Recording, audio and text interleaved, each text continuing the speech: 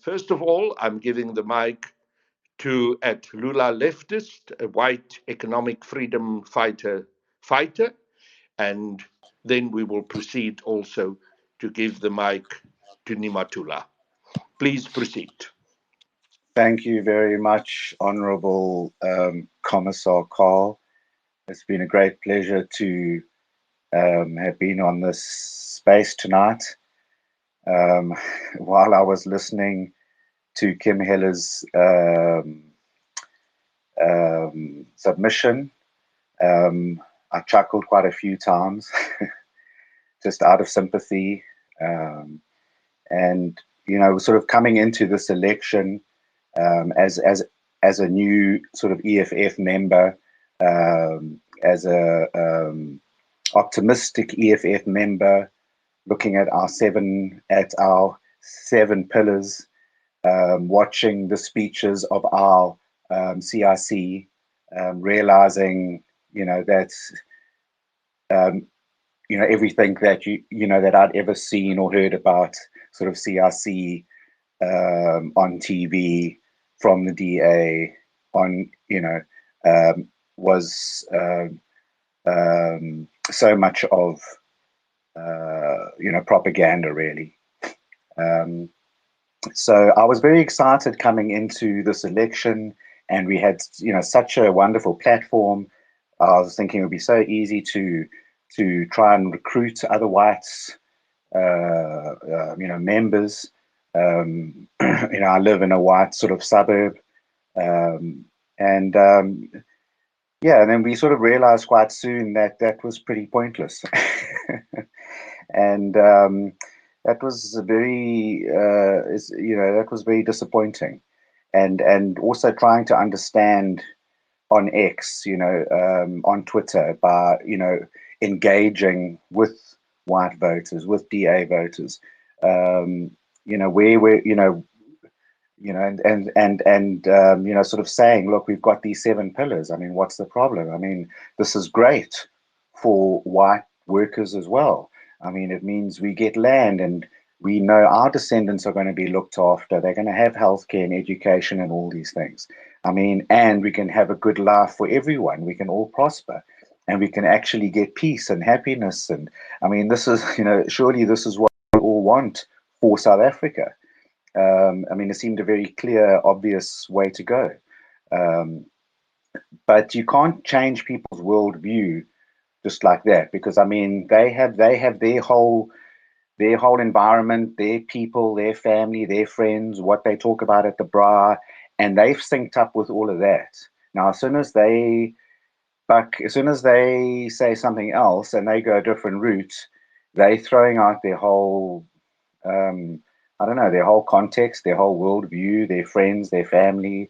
They're going to become an outcast maybe, or whatever. So it's also about, they don't want to, they might hear what you're saying, but they don't want to change, because that's going to be hard. I mean, if they suddenly say they want to vote EFF, they could have a family, they will have major family arguments around the election. So, I guess that's, that's sort of part of it. But the other thing is, I mean, what was frustrating for me at first is, I'd say I'm like EFF and, we anti-racist, and they're like, no, you racist. So, that was sort of frustrating. As soon as you try and speak to any white person, the first thing they say is that you racist. And you try and explain to them, look, we have to speak about racism. And I think it's the responsibility of white people to fix white people. Why is it the responsibility of black people to fix white people's problems? So, I'm trying to take responsibility and say, look, this non-racialism is just total bullshit. Like, why don't you want to vote the EFF? Why are you not? And part of it then becomes the propaganda of US hegemony, which has been deliberate. I think it's been deliberately allowed in the last 30 years, maybe by the ANC, by the sort of neoliberal sort of faction. Because really, what the propaganda that we subjected to on social media and, TV and film and, American TV, especially, music, everything, is basically white supremacist propaganda. And that's what our white audiences and media consumers watching ENCA and CNN and BBC and all that, and sort of like DSTV, have always they've been subject to that, and that's how they, like that's how they think. They've absorbed all of these false narratives, and everybody around them has as well. So that's the problem. It's if they suddenly sort of you know change their views on some issues, be it Palestine, be it whatever, be it communism versus capitalism, then they have a problem. So they feel that they can't, they're trying to fit in into their, into their, so the problem then is the propaganda of the media, because at the end of the day, the job of the media is to educate people. I mean, it's the job of the leaders as well. Now, in a neoliberal society, our leaders are all bought, and who knows why or what Helen Ziller is saying and why she's saying it, and for what donors and whatever else. So again, it falls on the fourth estate. It falls on the media to educate our people, and that's not happening. Our media are cutting and pasting false narratives, false Western narratives, and the Western media is nonsense. I mean, these last 2 years on war, it's very important things. We're facing World War III, and the media is just lying. And now you might know the truth because you follow the facts on the ground through various independent YouTube, Telegram, X, people and independent journalists and whatever, and commentators that you follow, and blogs and whatever, and aggregators that you follow. So you know what's happening on the ground, and everything around you is the opposite. What they're telling you is the opposite. What all your friends think is the opposite. So the first thing that happens is you lose all your friends. You lose your best friend from school, of 30 years. You lose all that straight away. So I can sort of understand why people, don't do it. And then because of what the media has done, when you know the truth, you're spending your whole time fighting with everybody to try and convince them of the truth. So, and that's what US Germany wants. So, you have the society, they don't mind that everyone's fighting with each other. They don't mind that people are saying, rah, rah, Ukraine, and Ukraine's winning, and other people are saying, no, actually, you wrong, you totally wrong. It's a total opposite, or what's happening in Gaza and rah, rah, RDF, and then the other person saying, no, you're totally wrong. It's a genocide. And then the other person saying, no, it is a genocide, but it's the other way around. And I mean, how can you have a functional society like this? So, I mean, our media is a problem. Our NGOs, I don't know what they're doing. I don't know in terms of US or Germany, if they're putting money into the Brenthurst Foundation and all of these media things, and they tweeting all day, every day, with tweeting out these false narratives and doing whatever they're doing behind the scenes. I don't know. And our, AFRI Forum and those type of guys who have 140 million a year as well to spend on all propaganda and false narratives. And we have a government that's not protecting us from any of that, and so so that's the bad side of it. On the good side of it, I mean, globally, we've seen the defeat of NATO. We've seen the demilitarization of NATO. We've seen, like China has ascended now, and they've proved that this is how you do it. You need to use socialism. You can't have this crazy capitalist system where all the money goes to the top and the people at the bottom are homeless and can't afford healthcare and literally die from preventable illnesses and diseases or whatever. So I mean, globally it is good. I mean, it looks very bad because there's all these wars going on, but it's been about the defeat and the demilitarization of NATO and the defeat of US hegemony, and that's been achieved actually at great cost to the Ukrainian people, unfortunately, mostly, and obviously, the Russian people as well. They've lost, it's like a million, um, maybe close to a million people have been killed. I mean, people don't realize. I mean, there's definitely over 2 million. I mean, I believe there's over 2 million casualties, which is dead and wounded. So I mean, it's been a massive war, and you see the you see the footage of it. You see the footage of it, and you can understand.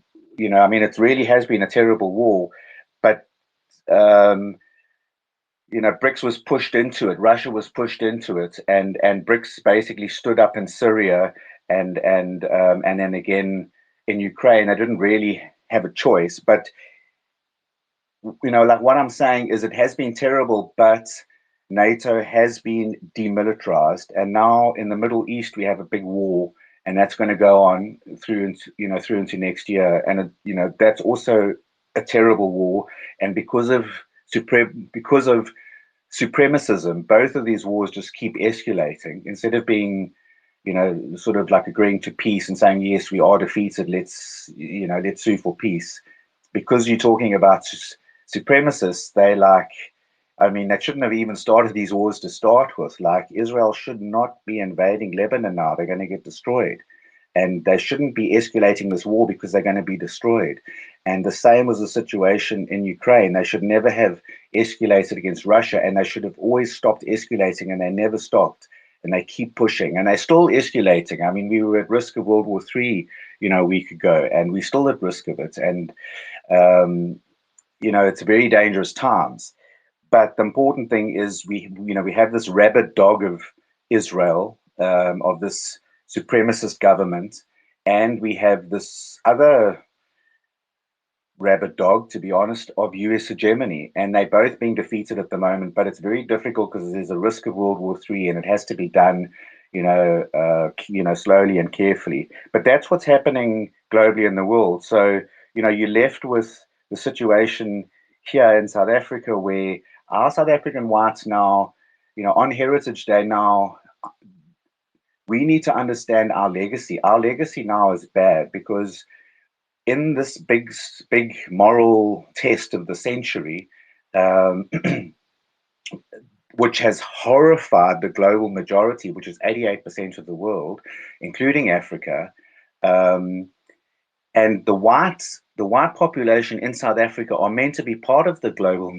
They are officially part of the global majority, but they've stood with the West, which the whole global majority has seen that the West are this evil genocidal thing, because they watch it on Al Jazeera, and they watch it on Press TV, and they watch it on TikTok, and they see what RDF is doing, and they see what Netanyahu is doing and saying, and what his people are saying, and they see what Netanyahu is saying in the US Congress, and they see he gets a standing ovation from the US, and they hear what Biden's saying, and they hear what Trump's saying, and so the problem is our whites. They're in Africa, they're in South Africa, but they're basically standing with the US and with the UK for Israel, for this big genocide, which is a very bad look, because Israel is an apartheid state. And now we should have been spending these 30 years fixing our legacy, that we've turned our backs on apartheid, and there's no way we would be supporting an apartheid state. South Africans should be front and center fighting Israel on apartheid, on BDS, before October 7th. We should have been front and center on that. Our white community falling over ourselves to prove that how we are reformed and against apartheid and for BDS. But the DA wasn't for BDS, again, because of their leaders and everything. And then and then it also comes down to what extent have our whites been misled and disinformed by our media deliberately. So I do have a little bit of sympathy, probably because I have a sympathy for my old self. Maybe I'm just being selfish, but I also don't want to feel that we have a problem here that we can't solve, if you know what I mean, and that all these people are evil. I want to feel that they've been disinformed and misled. So excuse me for that. But so and I think we can. I think we can get through to them um, because you know the world's changing. So I mean, even Trump, they're all going to change their tune because as Ukraine gets defeated and has to surrender and things change there, as Israel, I mean, Israel's just going to get destroyed by 100,000 cuts. By there's so many missiles so far underground in the mountains of southern Lebanon, and they can't even defeat Gaza. Because of all tunnels, everything's been prepared for this war, and with Iran and Russia's right behind them, and China's right behind Russia, and BRICS is that we all BRICS, and BRICS is about to expand massively.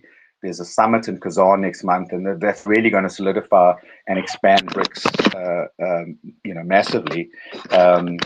So it's and that's also why a lot of dangerous things are happening now, and a lot of escalations, very dangerous escalations are happening now because US hegemony wants to derail the Kazan meeting next month. If they can get a big war started, so the Kazan meeting gets cancelled, or the main topic is this war, whatever, instead of solidifying BRICS and a new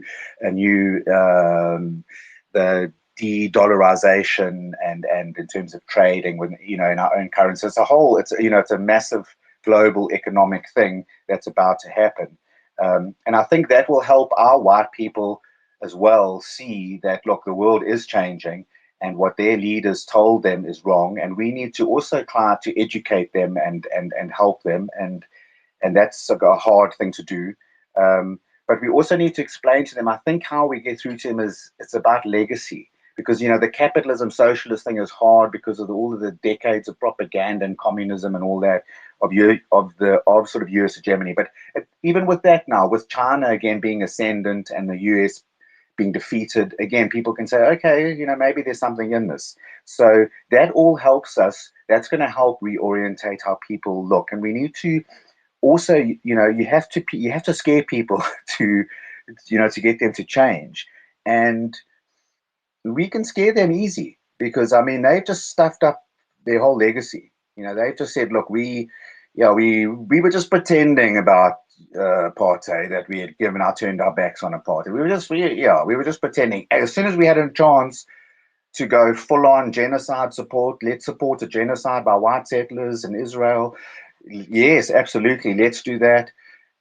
As soon as the first opportunity for that. But now again, you go and speak to people, and you go and you hear what our chief rabbi said, and what the media have all been saying, and what all the parties have been saying, and what are people meant to think? What are people meant to believe? It hasn't been made easy for them, but it's put them in a difficult situation now because their legacy now is on the line. So the South African whites now stood with the genocide. They are like, I don't want to say the word, but they are like, the 1930s type of vibe. They are supremacists. And if you look at history and you go and look at what the problems of history have always been, the wars, the genocides, it's all been about supremacism. World War One, World War Two, US hegemony, colonialism, fascism, which is just colonialism applied internally. It's all about supremacism, where it's come from this colonial white European, where it comes from all that colonialism. And China, which was always a great culture, has just emerging now out of almost 100 years of colonial humiliation, and now they are a superpower. And everything is changing, and we need, how we change our whites, I don't know, because we've got a leadership problem and we've got a media problem.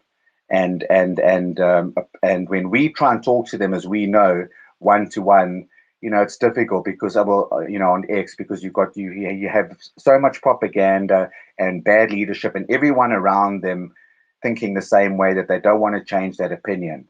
But we need to find a way where we can sort of like a domino effect that we can sort of kick in, and I think it has to be around. Well, it can be around Palestine, actually. I thank you very much for your time, and it's been a great pleasure listening to all of you. I'm often on these spaces, but but listening on a different account that happens to be listening.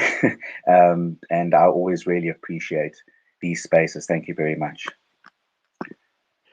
At Lula Leftist, thank you. And I'm glad that tonight you didn't just listen, that you spoke. And I hope that in the future you will continue to join us in these spaces and you will also speak your mind. You know, when I hear about all the terrible trouble that whites are faced with in terms of that their friends will leave them, that this will happen, that happen, and therefore we should have some sympathy with them, I must admit that my sympathy is very limited. That the time had come for them to understand the consequences of their actions and also the history where we come from. And well, tough luck for them if they lose their best bosom friends. Tough luck for them if their families turn against them. Perhaps because of my own history, I really have very little time, very little sympathy, and very little need to accommodate them.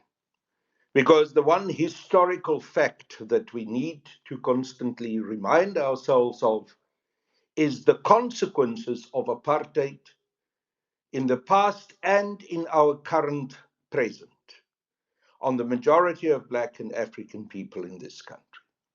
And that's where our concern must be.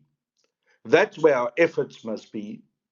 That's where the work has to be done in terms of the mobilization of the people of this country for their own liberation. And the white people in this country, well, they better smell the coffee. And if they don't smell the coffee, and here I'm at risk of repeating myself from what I've said earlier in this space, let them then face the consequences. Because the consequences will be there, and it will come, and it is our job to make sure that those who do not want to listen will feel, and that the consequences will be served on them without holding back, without playing games, without feeling any sympathy. I'm handing the mic over to